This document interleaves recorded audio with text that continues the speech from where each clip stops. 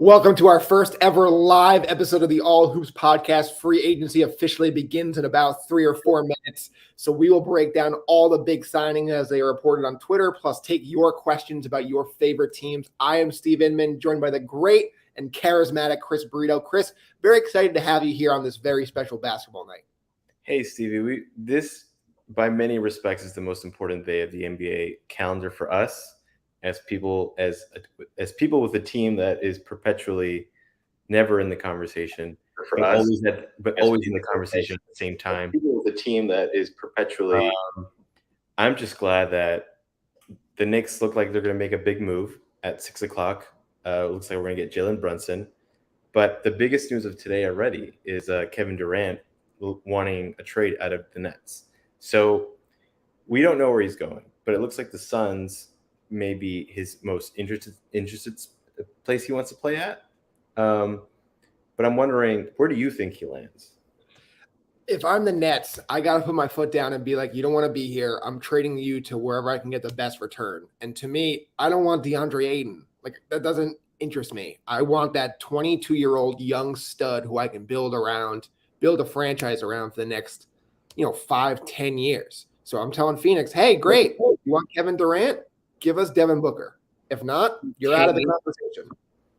Right. And quite frankly, like, the Suns do have some interesting pieces there. Like, as you mentioned, Booker would be amazing to get in Brooklyn. But if you're the Suns, do you want to take a chance on Kevin Durant, who, he's been healthy last year, but he had his big injury a few years ago? Are they willing to take that risk? And I think that's the biggest question right now. I think New Orleans, to me, is the sexiest answer here, because if I'm the Nets, I'm like, sure, I'll take Zion Williamson. And if you're New Orleans, you could say, hey, we're trading a guy who didn't play for us last year. We were a playoff team without him, and we're adding Kevin Durant into the mix. I think that's something that might blow up the internet, but it's also something that could actually make some sense. Yeah. And then other guys, Toronto with Scotty Barnes, would they trade him and picks for KD and try to go win another championship like the way they did with Kawhi Leonard, except now you have Durant for 4 seasons. And yes, I know I see one of the comments basically saying, does it really matter if Kevin Durant has 4, seasons left on his deal if he's going to request a trade? Well, let's just say it doesn't work out in Phoenix or Toronto or one of these places for a year or two, then you have the opportunity to go get that massive haul back for Kevin Durant in 2 years, should he be healthy. Yeah, and I saw another report. I don't know how feasible it is, but I think, Kyrie and Kevin just don't want to play in Brooklyn together. Do we see a scenario where they play together somewhere else? I can't see it. I just don't. I mean, Kevin makes, $40 million. Irving makes 36. It's going to be so hard to put that money together, whereas you can probably get a better return for Durant by himself. And then if I'm the Nets, I'm probably going to take that Russell Westbrook and 2 first-round pick deal for Irving, and then I buy out Westbrook. At least I get 2 future picks that could be pretty good for, a guy who doesn't want to be here.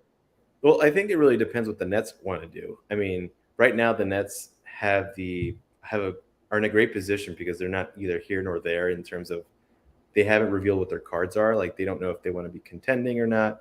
But, as Ben Simmons as the centerpiece there, do you build around Ben Simmons now? Well, you build around Ben Simmons with whatever you get back. Like, if you get Ben Simmons and Zion, that's not a bad duo to are you reacting to a trade? What are you doing? Yeah, I am. What do you got? Well, not even a trade, but Malik Monk is signing with the Sacramento Kings. Yeah. That's one big domino. Okay. Nikola Jokic has agreed to a 5-year, $264 million supermax contract with the Nuggets to stay there. DeAndre Jordan is signing with the Nuggets. Isaiah Hartenstein. He signed a 2-year deal with the Knicks for $16 million. So it's literally 601. Everything's blowing up. Okay. Yes. Victor Oladipo is returning to Miami in a 1-year, $11 million deal. And the Suns.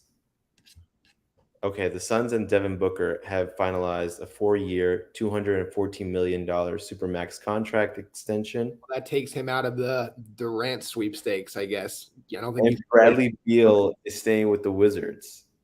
Did he get his supermax? He did. Okay. 251 million for 5 years to stay with the Wizards. I'm gonna say right now with Beal, that's gonna be considered one of Over, the 3 or 4 worst contracts in the NBA in 2 years. okay, over under, he stays there 2 seasons. I don't think they're gonna be able to trade him.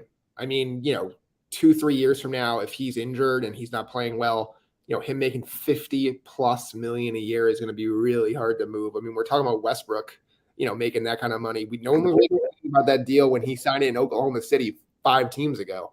You know what, Chris? Why don't we take some comments and see what people are saying? So I'm going to pull up a couple, and you just basically we're going to react to them. So let's start with this one from our guy Justin. What other pieces, now that they signed Jalen Brunson, do the Knicks need to compete for a title? Okay, so we need talent. We need what kind of talent specifically? Sure. So I think Jalen Brunson and Isaiah Hartenstein. Right. So right now, I think in terms of the Knicks, we need more shooting. I think a lot of our problems are solved if we add shooting and just like a 1A star. We don't have a 1A star. Julius Randle is not a 1A star, and neither is Brunson. But I'm intrigued to see what the chemistry of the team looks like now with an actual point guard. I think the biggest concern I had with our team, the Knicks, down the stretch for many games that we couldn't execute, and largely because everyone knew what we were going to do. We were going to give Julius Randle the ball. He was going to take 2 or 3 dribbles and pull up from the mid range and miss. So I think moving forward, like having a point guard really helps. But one of the biggest problems we have is that we don't have any shooting. So in order for us to be a contender, we need to get a 1A star like, who knows, like Kevin Durant. That's not happening. That is not happening. Kevin Durant, and figure it out after that. Yeah, I mean, to me, the guy was DeJounte Murray. I thought he, with Jalen Brunson, would have been the perfect fit. They kind of help each other's, weaknesses to a degree. But we had this. I think this team is going to be in wait and see mode to wait until when that next star guard wing kind of guy is going to be there and ready to go. I brought up the other day maybe SGA. I don't think he's a guy you could probably get in a trade right now unless you really overpay. But is that a guy who you maybe like at the trade deadline? Is that a guy you put next summer? You put him as a guy who's played with a star guard in Chris Paul before. Is he a guy who could be part of the next great Knicks team? They did bring in Isaiah Hartenstein to kind of transition a little bit. I like that. He's a guy who's kind of bounced around the league, really found a home with the Clippers last year.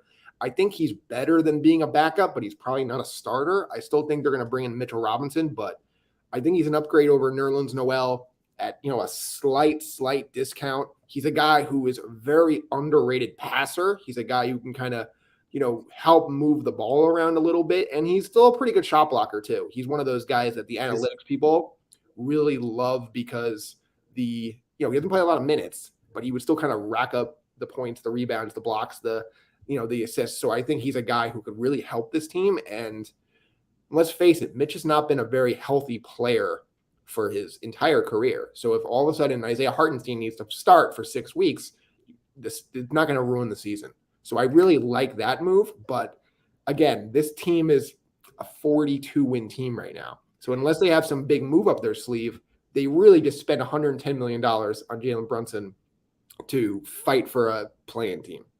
So I just wanted to give another update. Anthony Simons, Anthony Simons, yes. He's staying with Portland, and Bobby Portis is also staying with the Milwaukee Bucks. So 4 years, $49 million for Portis. That's apparently that's the maximum he can receive on his deal. I like that for the Bucks. I mean, he was a guy who's kind of a really good spark plug for them, and they always seemed like they were like a player short. So like losing a key rotation guy like him would have really hurt them. I really thought that.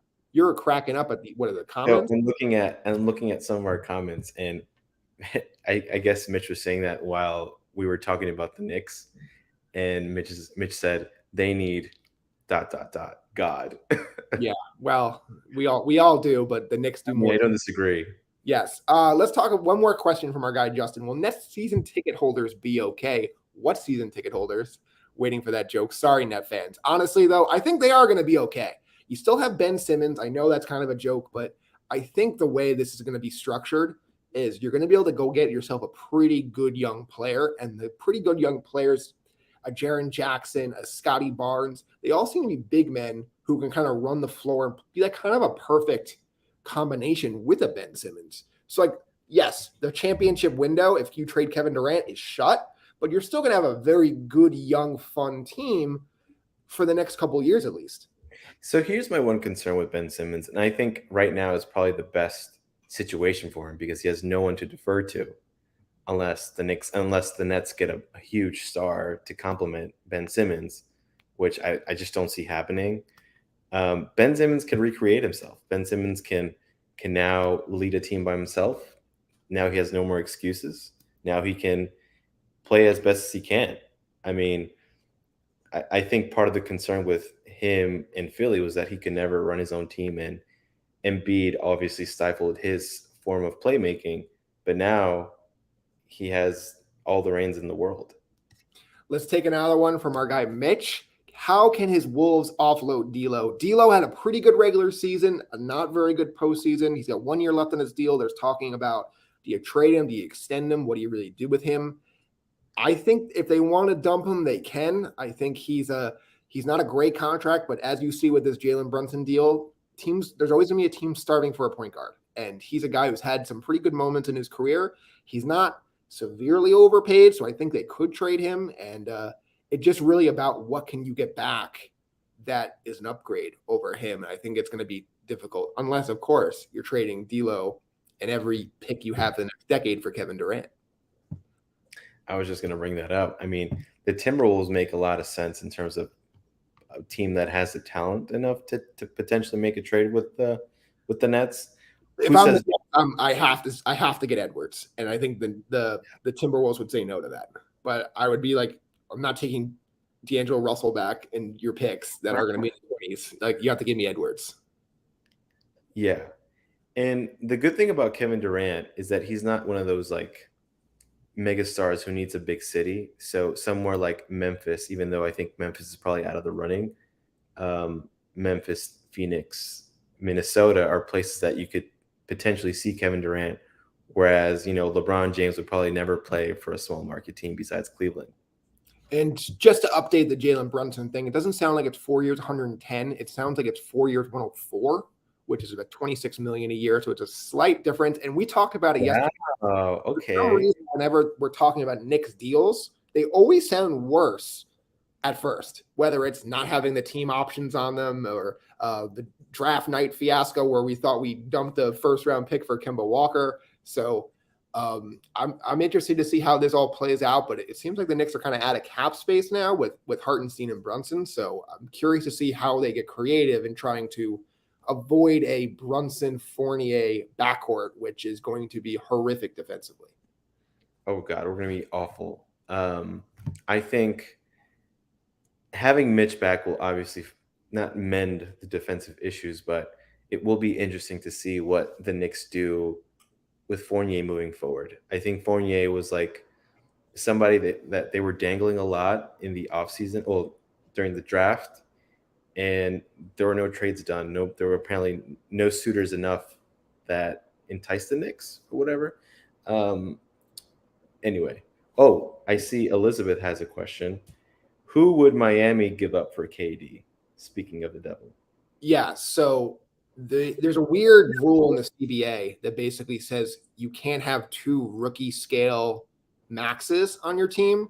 So in theory, the Nets would not be able to have Bam and Ben Simmons on the same team. So with Bam not being able to be traded, it makes it really hard to make a deal work for the Nets. Because, like, what are you going to get? You're going to get Jimmy Butler and Hero? Then what is KD playing with? They're not going to Lowry. Maybe Bam goes to a third team for a bunch of picks and it's Jimmy? It's too complicated. And that's why if Durant is really pushing Miami, Phoenix I think Phoenix has a much better chance to make that work. And that kind of brings up what Brian is saying. What's the worst deal the Nets might accept? I could see a scenario where they go Ayton, Mikal Bridges, and picks. I think that's the worst deal they would accept, where you're still getting two really good young players, but you're not really getting that franchise changing building block. You're getting two good players, but I think if I'm them, I'm going to try as hard as I can at first to get a great player. I kind of like that, and I don't think that's the worst idea either. I think that's the worst thing they would accept. And even so, that's still pretty good. Yeah. I'm swinging for the fences first. I'm trying to get that Barnes and Evan Mobley, but if I can't get that, Ayton on a max deal and Mikal Bridges and picks is not the worst thing to think of, especially if Chris Paul is old, KD is old. Those picks, like the Nets picks now, could be pretty valuable in a few years. Yeah, I mean, looks like Justin in our comments thinks he's being silenced. You're not being silenced, Justin. But in terms of the Suns and the Nets, I mean, what a beautiful way not a beautiful way, but one possible theory, just to deviate really quick from the Suns. I would love to see Kevin Durant return to OKC. I mean, Sam Presti has been, sort of stockpiling all these draft assets for the longest time. What are you going to use them for if for not for something like this, a treasure trove of assets that you can get for a megastar like KD? And what a better way to save his reputation.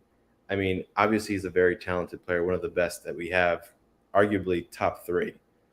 But what a return if he returned to OKC and he wins a title there with Shai, whoever else is there. Like, I see a scenario where Sam Presti could get the assets necessary in order for Kevin Durant to win a title there. I totally agree. It's, to me, my favorite one. It reminds me a lot of when people were so mad at LeBron James for leaving for Miami, and then he goes back, and it's almost like that was all almost forgiven. I think that could be a similar situation here, where if I'm Sam Presti, I'm like, here's 8 first-round picks and Lou Dort or something like that, although I would love to keep Lou Dort. And then you basically go to Kevin Durant and you say, hey, we have Shai Gilgeous-Alexander, who's in his early 20s. He's here for long term. And then you pick the third star. You tell me who you want, and I have enough draft picks to acquire you and that third star and the cap space, and then all of a sudden you're ready to go. And that's the one I really think could happen. See, otherwise you're in a situation like you were with Boston for many years, that they were also stockpiling assets for many, many years. And they never quite pulled the trigger on a big trade to complement the Jalen Browns and the Jason Tatums. And so with OKC, like in Sam Presti, who are you stockpiling this for? Like, this would be the deal if I'm the Nets, I would take. Yeah. I mean, one other interesting one right here from Elizabeth, talking about how can you make Denver work? How do we get the best out of Nikola Jokic? He just signed the Supermax today. MPJ, Bones Highland picks. I don't think that's enough. The Nuggets really are. I think the Nuggets are missing their 2023, 25, and 27 first-round picks. So it's like, what? They don't really have a lot of draft picks. I think the Michael Porter Jr. contract is considered bad at this point. He missed the whole year. He's making $200 million. I don't know if that's something you'd be like, we just traded Kevin Durant for this guy. So to me, it would have to be, I don't know if they can make it work, even with putting Murray in that deal. I just don't think they have enough.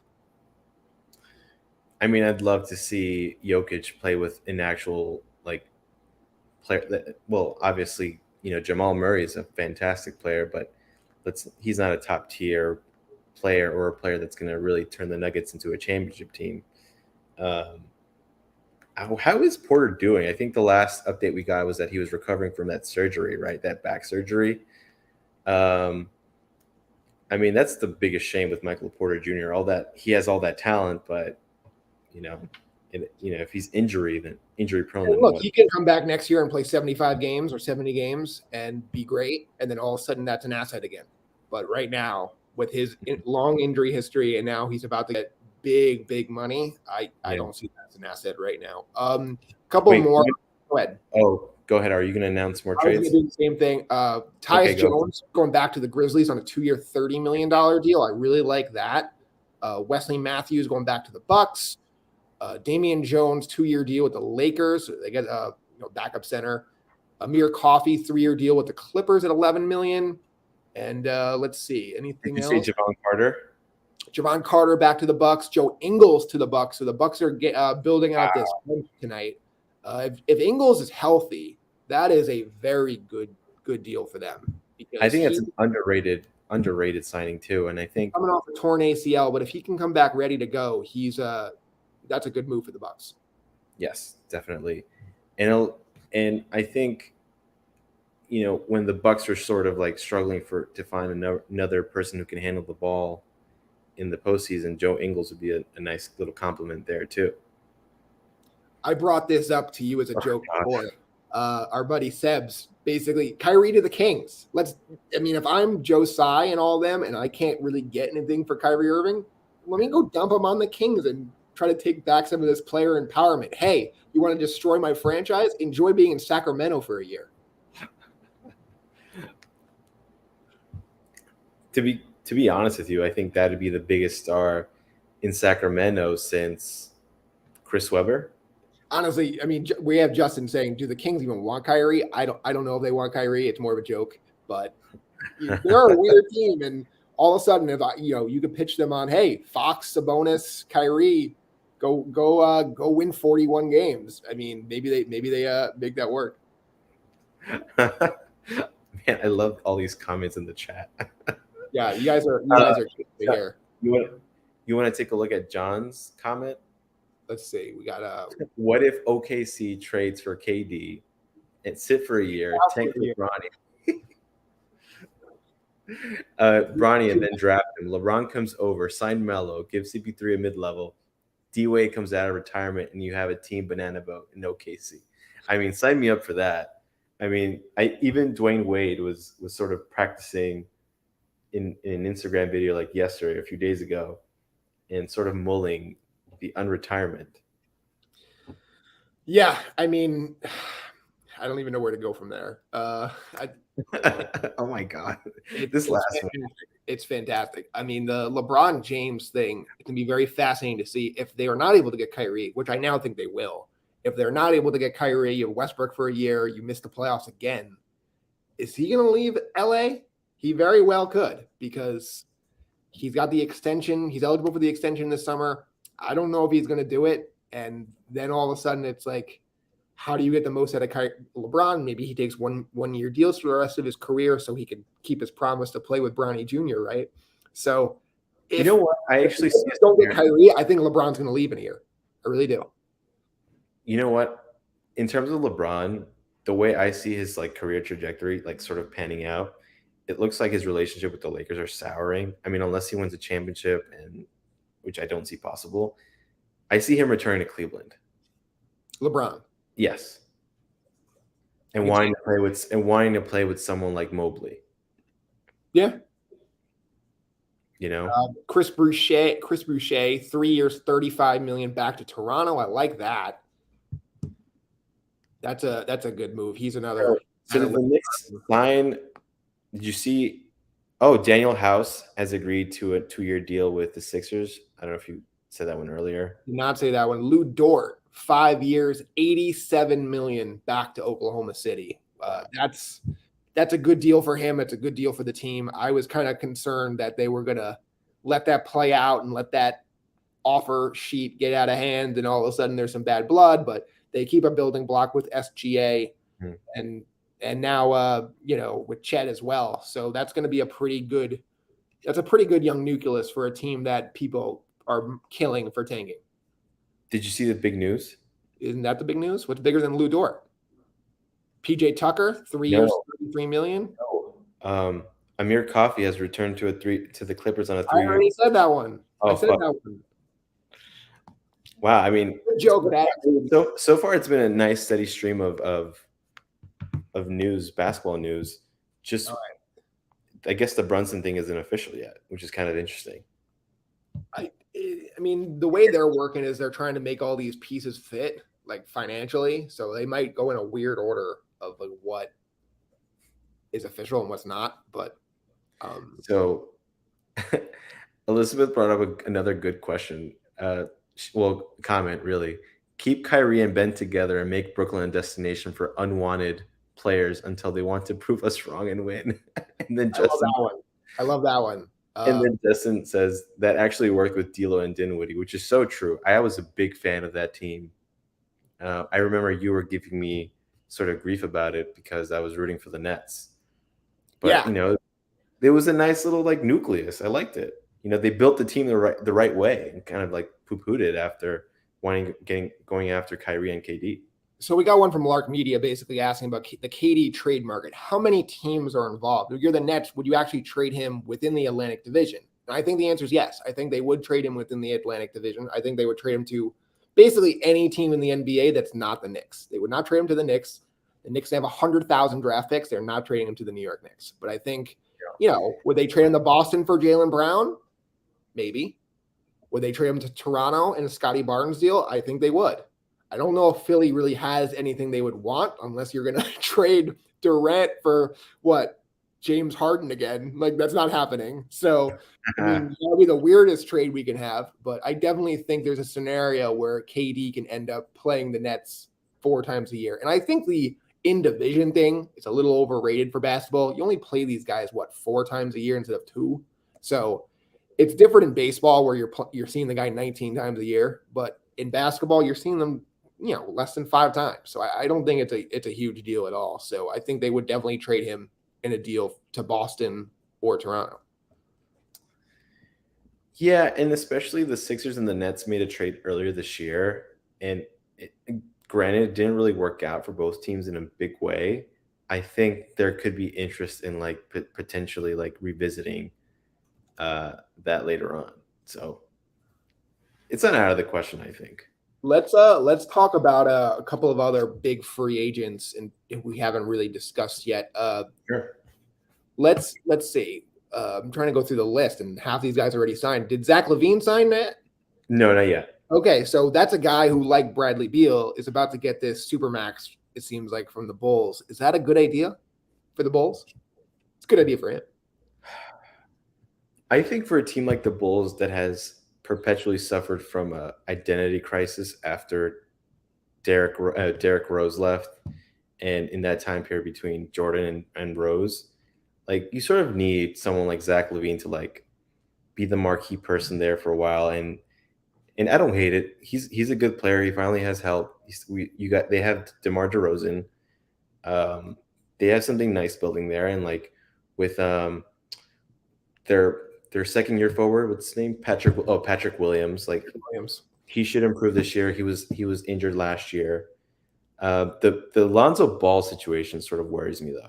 Where they just don't have an update on whether he'll ever be healthy again. That's a big concern. And I don't love this team. And, it's the way I want to build a team. I just don't like competing for 8 seeds. And I think this team is they showed they were slightly better than that last year. But what's the ceiling on this team if this is what LaVine is? If this, like DeRozan had an amazing year last year, is he going to be as good? Those two guys are going to combine for $75 million next year. You have Lonzo making $20+ million a year. So has not been good since he got there. Like, what is the ceiling for this team with this core? So I think they had a little bit of Knicks-itis the year that we went to the playoffs, like 2 seasons. Oh, not this season, but last season, where they just sort of had everything go right and then just flame out at the very end. And they had a matchup against the Sixers that didn't suit them at all. So they should probably move Vucevic at some point and make the team. Would you do the Vucevic and Patrick Williams rumored deal for Gobert straight up? Because I would. You would. I would. Okay. I mean, I think Vucevic is obviously a nice offensive player, but at least with Rudy Gobert, he raised your ceiling so much higher, and you become a playoff team just by having someone like Rudy man the paint. Now, the postseason is a different story, but you at least have someone who could potentially guard Embiid in the Eastern Conference playoffs.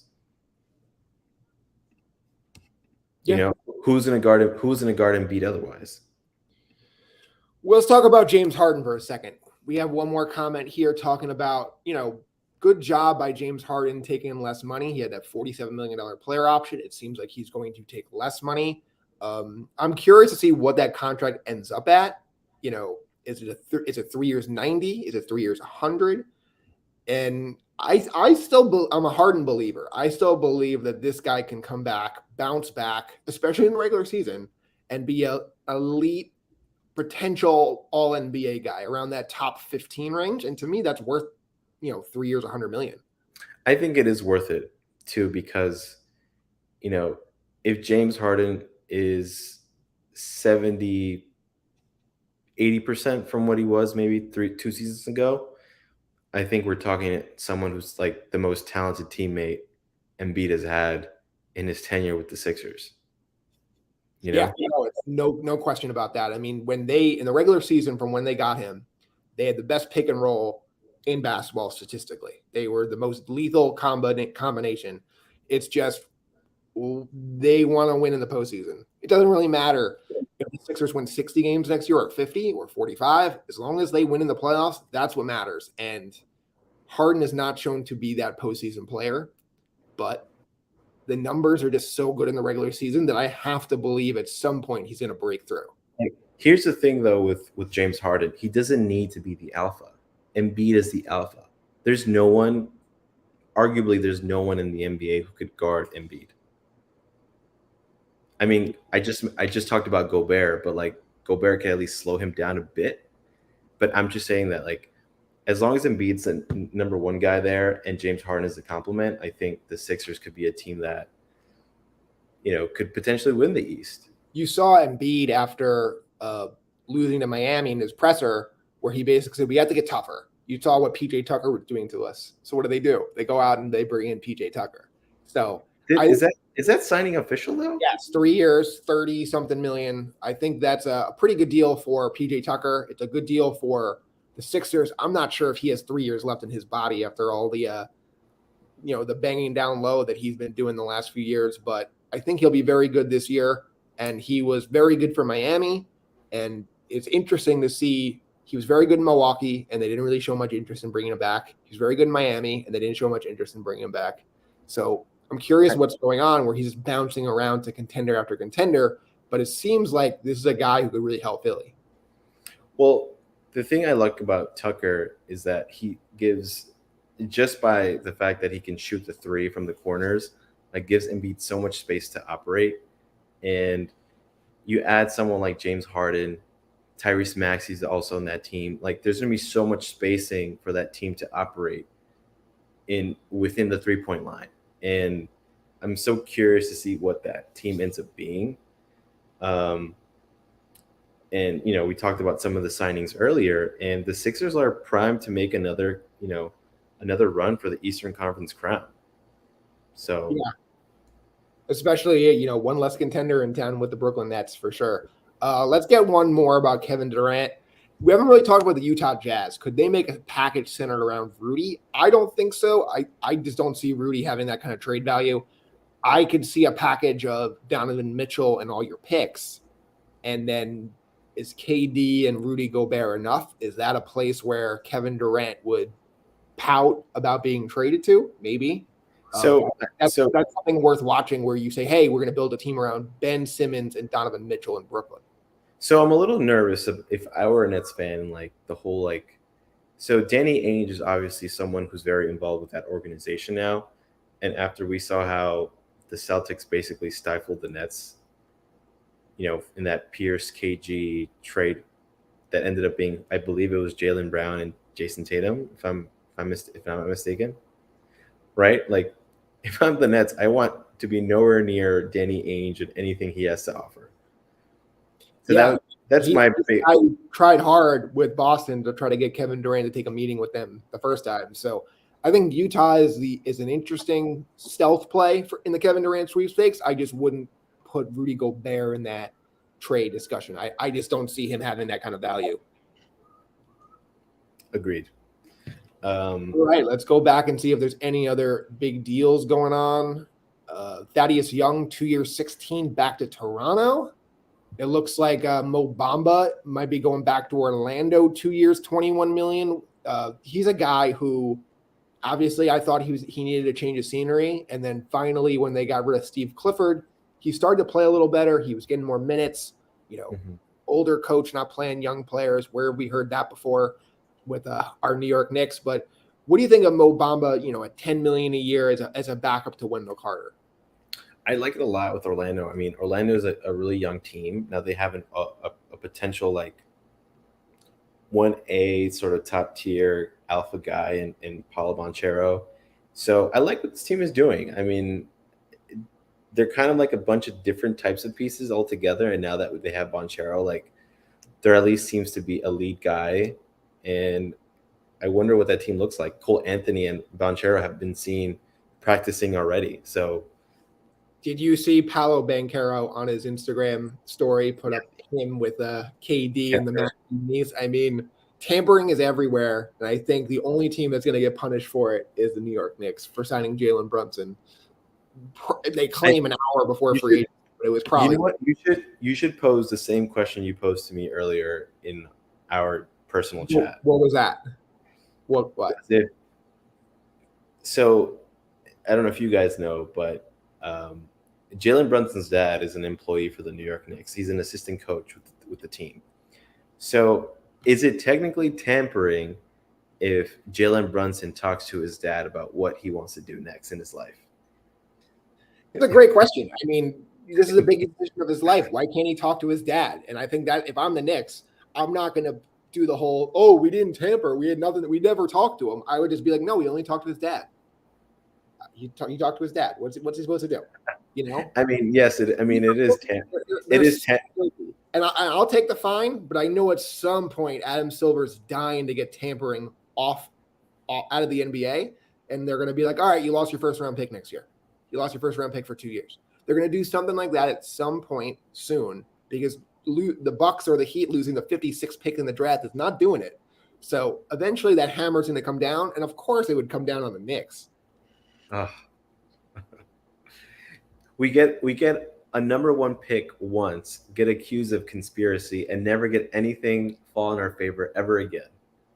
The Nets just made Royce O'Neal deal official. How about that? They trade a first round pick for next year for Royce O'Neal. They have to have thought that he was going to be the bruiser protector in a Kevin Durant, Kyrie Irving team. And now all of a sudden it's like this guy is here as a contending role player who is not on a contending team. They're going to have to flip him again.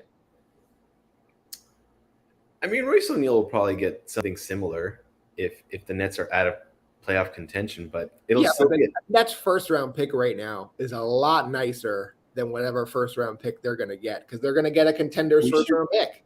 You know what? We should talk about that Houston deal, because Brooklyn's going to look like a much worse team this coming. It's not looking great. I mean, I'm still optimistic that they can go out and get that building block, that really good young player. But all of a sudden, if Kevin Durant goes, no, I'm going to Phoenix, you get Ayton. Like, what are you going to do? You know, as we've said a few times, it's a players' league, and we're going to really see how much power a guy like Kevin Durant has with 4 years left on his deal. Is he going to be able to stop a trade to, Minnesota or Memphis or something like that? I don't know. I mean, and Justin's right. Royce O'Neal did not have a good playoffs. He can't guard anyone really. He's considered his 3-and-D guy, and I didn't really get trading a first round pick for him before. And Brian's selling Nets tank for Victor. They don't have any of their picks. The Rockets would give Victor. Like it would be Don't they have? Isn't it the Rockets have the Nets picks next year, and then the year after that there's a swap, and then they have them every year. Every other year, and then there's a swap the years they don't. So there's no realistic chance they can get Victor Wembanyama. So the Rockets right now look like the biggest winners out of and everyone, including us, we killed them. We said, how do you not get Jared Allen back in this deal? How do you trade away Karis LeVert? You didn't get anything. And now it looks pretty good. The power of tanking. I'm telling you, it's a thing.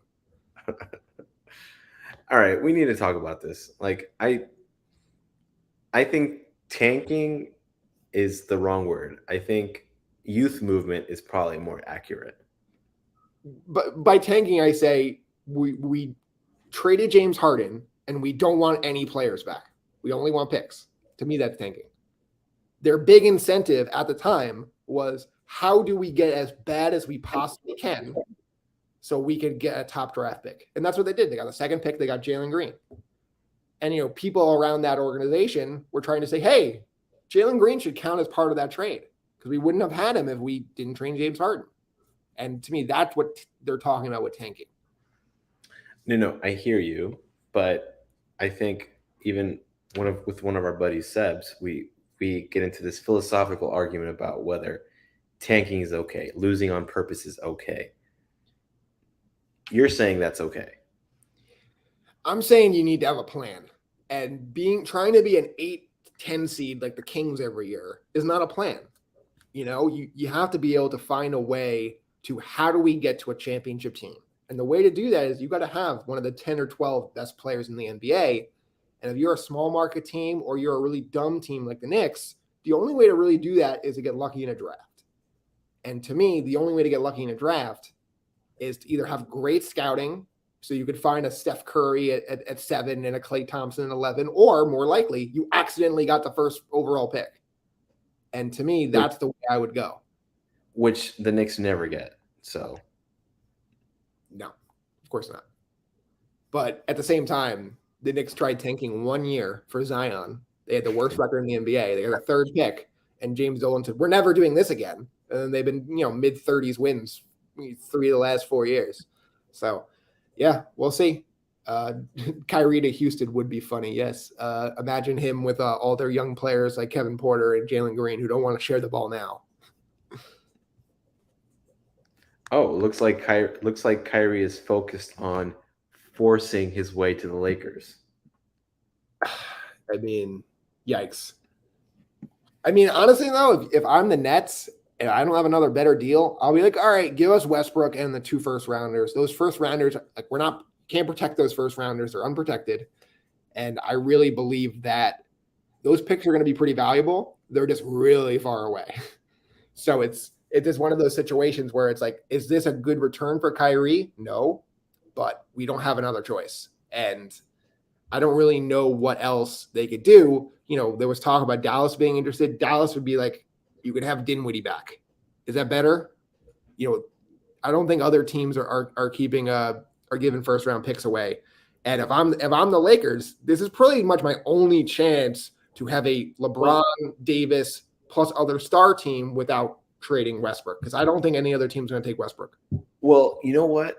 It would make a lot of sense for the Nets, actually, because isn't Russell on a 1 year deal? 1 year is like $47.4 million, and I think they would probably buy him out and then let him go to a contender. They should be like, hey, John Wall gave us $6.5 million back. Do the same, and you can go pick your team. Probably do that, honestly. So at this point, I mean, you got to get Kyrie off your team. You have to. And if I'm the Lakers, I don't have any other options. Laker fans feel like they have 10 different options because of the Lakers. They don't. They have no money, and they have 2 draft picks for the rest of the decade.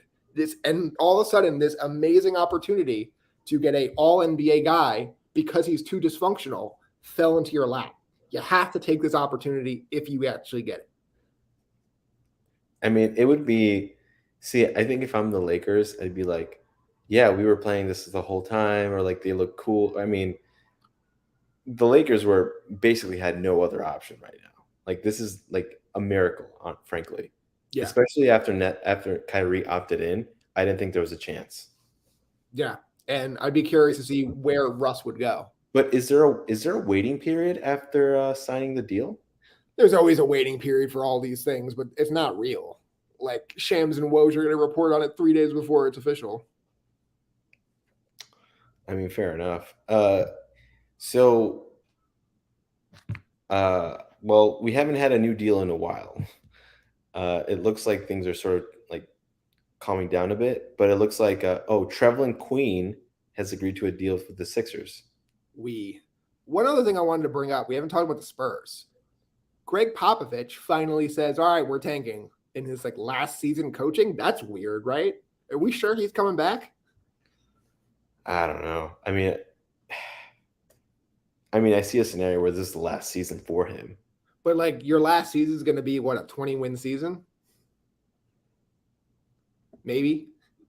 I mean, they trade Murray. They waived Gallinari, the only player they got back for it. I think Jacob Puddle is going to be next. He's Jacob Hurdle, excuse me. He's a good center. I like him, and I think he's a guy who could fit a lot of teams. So, two thoughts on that, and one thought and then a separate thought. My first thought is like, if Bruce Brown is with the Spurs, and he must have extreme PTSD having a team rebuilding again after what the Sixers did to him. Who?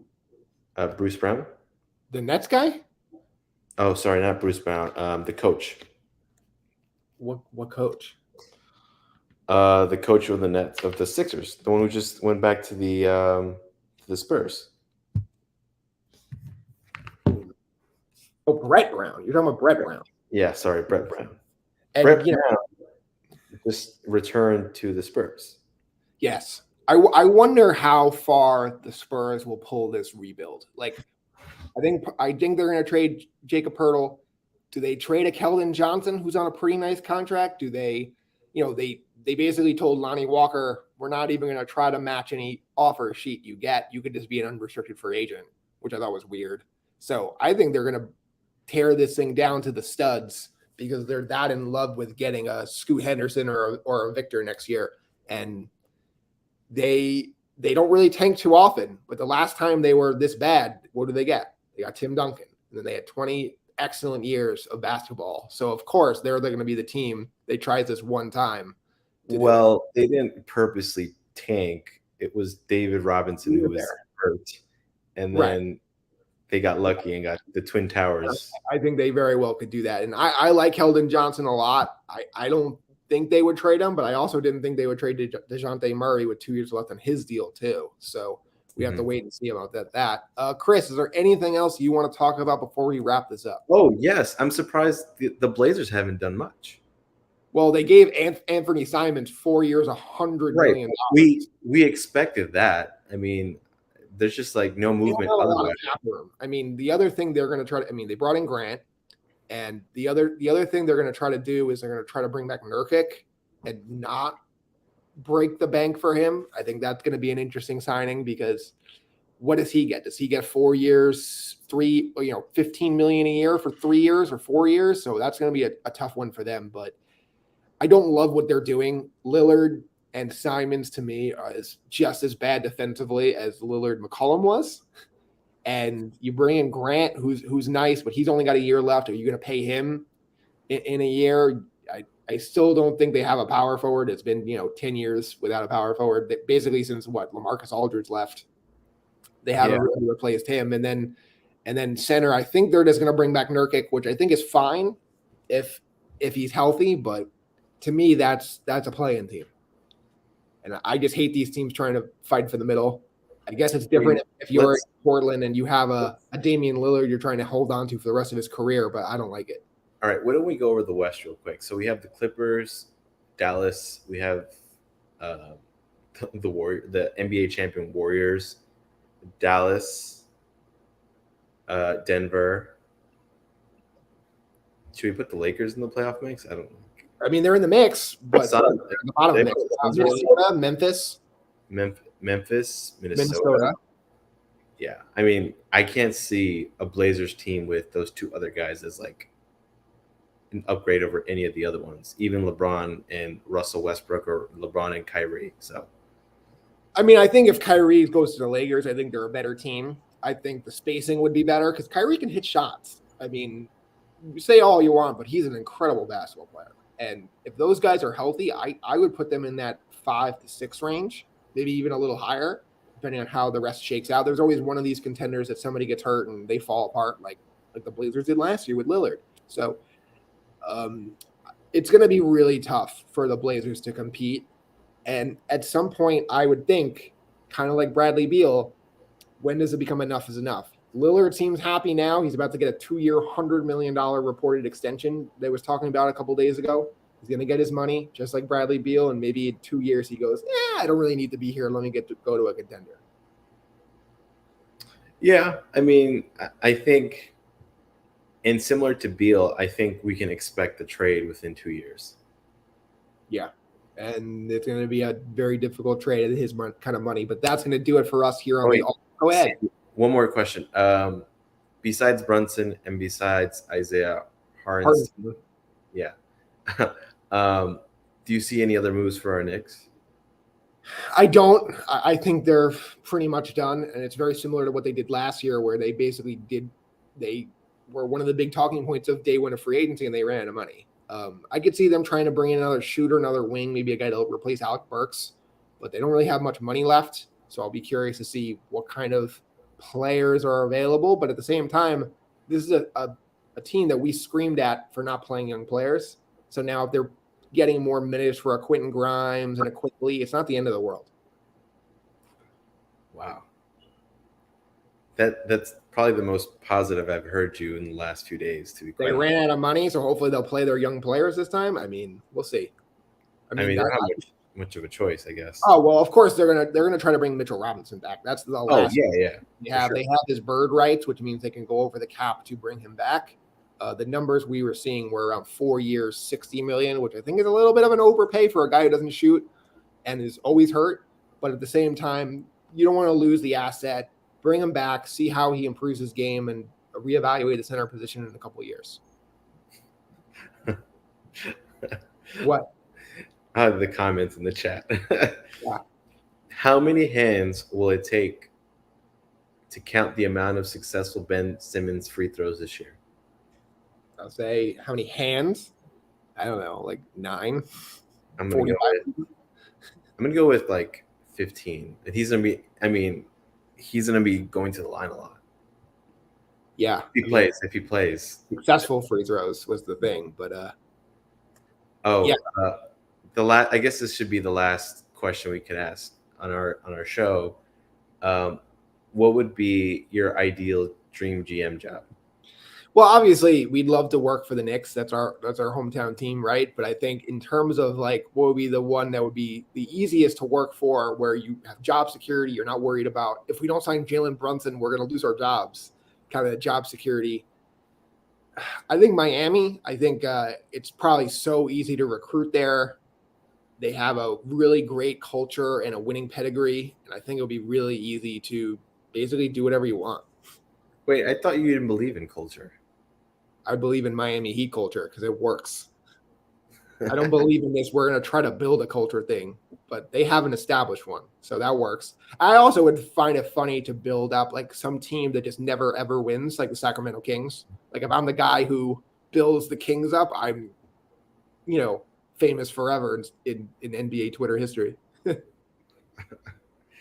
You know what, though? Like, to be honest with you, in regard to the Kings, like, it's not impossible to fix that team. It has some talent. It just needs like maneuvering to put it nicely. I don't trust the people there to be doing that maneuvering, but that's going to do it for us here on the All Hoops podcast. Chris, thank you so much. Thank you so much to all of our fans and talking in our comments and stuff like that. And we're going to have to do one of these again very soon. Yeah. Bye, everyone. Thanks for joining.